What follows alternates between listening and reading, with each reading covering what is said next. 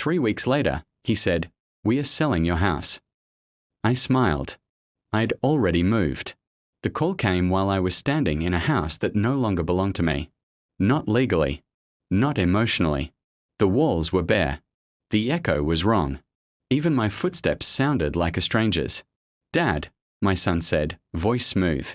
Too smooth. "We need to talk." I watched dust drift through a shaft of late afternoon light, settling where family photos used to hang. My wife's laugh used to live here. It had died long before she did. "I've been thinking," he continued. "It doesn't make sense for you to stay in that place alone." That place. My place. "We are selling your house," he said, finally, like it was a mercy. I didn't answer right away. I let the silence stretch. I wanted him to feel it. The distance. The miscalculation. Outside, a moving truck idled. Empty. Waiting. "Dad," he pressed. "Are you there?" I smiled. Not because I was amused. Because the game was already over. I'd already moved. My wife was buried under a sky that refused to cry. Everyone told me she was a good woman. A devoted mother. A loyal wife. They didn't see the pauses in her sentences. The locked phone. The way she said my name like it belonged to someone else. The will arrived 2 days after the funeral. Simple. Clean. Surgical. She left me a ranch in Wyoming. Land I'd never seen. Property she'd never mentioned. Our son, my son, was named executor. That should have felt normal. Responsible. Loving. Instead, it felt like a hand closing around my throat. I asked him about the ranch once.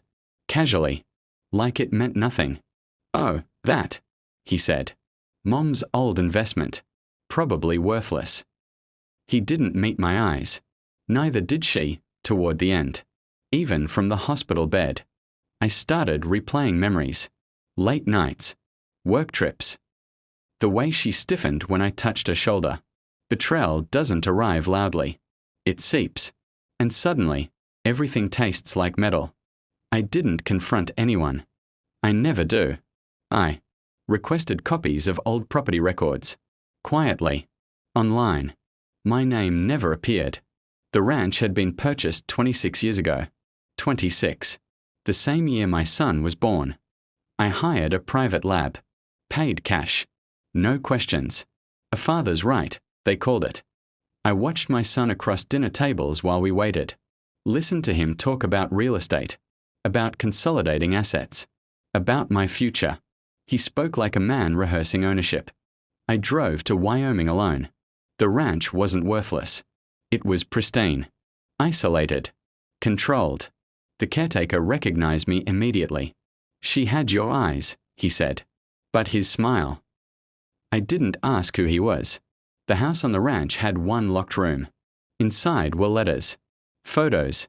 A second life preserved like a crime scene. My wife. Another man. A younger version of the son who now planned to sell my house. I slept there that night. For the first time in weeks, I didn't dream. The DNA results arrived on a Tuesday. I already knew. Paper doesn't change truth. It only confirms it. I invited my son over. One last time. I placed the envelope on the table between us. "Open it," I said. He laughed nervously. "What is this?" "Open it." His hand shook. Just enough. He read. Once. Twice. The color drained from his face. "That's impossible," he whispered. I leaned back. Calm. Steady. "You're right," I said. "What's impossible is that you thought I wouldn't figure it out." His mouth opened. Closed. "She told you," he said. Not a question.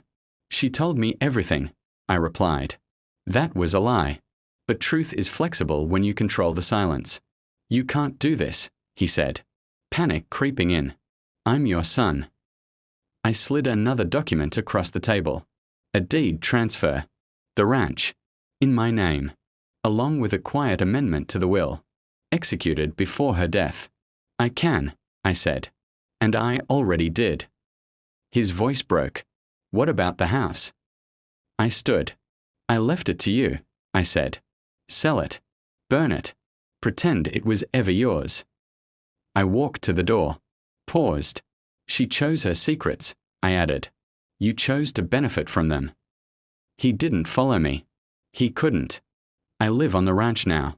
The air is clean, honest, unforgiving. I wake early. I sleep deeply. No ghosts follow me here. Sometimes I think about the boy I raised, the man he became, the lie that connected us. Then I stop, because clarity is quieter than grief. He wanted my house. I took my life back, and the silence finally belongs to me.